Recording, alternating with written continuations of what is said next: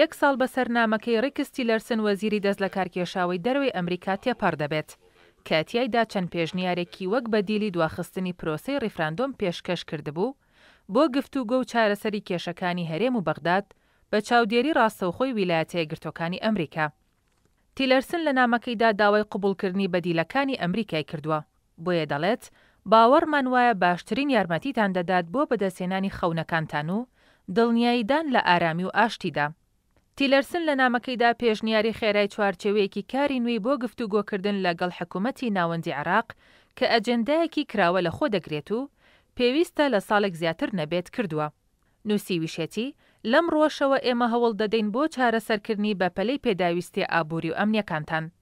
تیلەرسۆن جگە لە بەدیلەکانی ریفراندۆم لە نامەکەیدا دڵنیای و پشتیوانی ڕاستەوخۆی ئەمریکاشی بۆ چارەسەری کێشەکانی هەرێم و بەغداد دەربڕیوە و دەڵێت لە توانای ئێمەدایە بۆ چارەسەرکردنی کێشە هەڵپەسێردراوەکانی نێوان هەولێر و بەغداد جگە لەوەش دڵنیایی بدەین کە هێز و قورسایی ئێمە لە پشت ئەو دانوستانە دەبێت. وەزیری ئەو کاتی دەرەوەی ئەمریکا جگە لە پشتیوانی ئیداری ترامپ هاوکات دڵنیایی داوە لە پشتیوانی ئەنجومەنی ئاسایش و نەتەوەی گرتوەکان و وڵاتانی وەک فەڕەنسا و بەریتانیا لە چارەسەرکردنی کێشەکاندا و ئاماژەی بەوە کردووە. ئەمە دەرفەتێکی ناوازەیە و داوا دەکەین قبوڵی بکەن وەک بەدیلی ریفراندۆم، چونکە باوەڕمان وایە ئەم ریفراندۆمە دەرەنجامی مەترسیداری دەبێت و دەبێتە هۆی پاشەکشە لە ئەنجامەکانتان. نامەکەی تیلەرسۆن جگە لە بەدیل هاوکات پشتیوانی ئەمریکاشی تێدابوو بۆ ئەنجامدانی ریفراندۆم.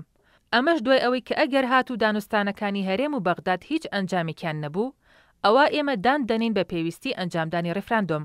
تیلەرسۆن بۆ پابەندبوونی ئەمریکا بە بەڵێنەکانی بۆ پشتیوانی دانوستانەکان داوایەکی چوارخاڵی خستوەتە ڕوو. یەکەم، دانوستانی نێوان بەغداد و هەرێم و لێکتێگەیشتنی هاوبەش بۆ سروشتی ئایندی هەردوولا، ئەوەش بەبوونی فیدرالیزمێکی کارە یان کۆنفیدرالیزم یان سربەخۆیی. دووەم، مانەوەی کوردستان و هێزی پێشمەرگە وەک هاوبەشی هاوپەیمانەکان. سێم، دیاریکردنی سنووری کوردستان بە پێی مادەی 140. چوارەم، هەماهەنگیکردن لەگەڵ حکوومەتی عێراق بۆ بەشداریکردن لە هەڵبژاردننی ئایاری 2018. لە کۆتایی نامەکەشیدا تیلەرسۆن نووسیوێتی بڕیاردان لەسەر ئەم نامەیە بنەمایەک دەبێت بۆ دەرفەتێکی مێژووی لە نێوان هەرێم و ئەمریکا و حکوومەتی عێراق.